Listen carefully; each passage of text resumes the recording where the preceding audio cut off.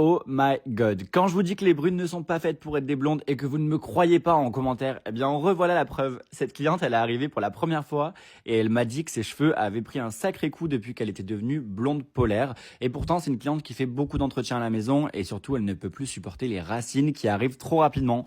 Donc aujourd'hui, retour au naturel, gros challenge pour moi parce que c'est un énorme travail. Ça m'a pris 4h30, ça lui a coûté 500 euros. Il y a eu énormément d'étapes. On commence avec la première, c'est déjà recréer de la profondeur dans son balayage.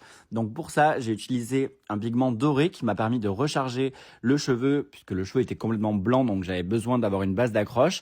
Et j'ai alterné avec des voiles clairs pour pouvoir quand même remonter sa racine et qu'elle reste quand même dans quelque chose de lumineux pour ne pas juste simplement faire une couleur foncée et c'est réglé quoi.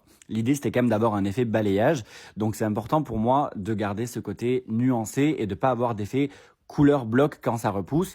Une fois que mon balayage avait fini de poser, on a fait le soin Tokyo. Ensuite, on passe à la patine. Donc la patine, vous commencez à connaître, c'est ce qui me permet d'avoir des résultats aussi fondus. Dites-moi ce que vous en pensez dans les commentaires, si vous préférez le avant ou le après. Mais si vous me dites que vous préférez le avant, je vous bloque.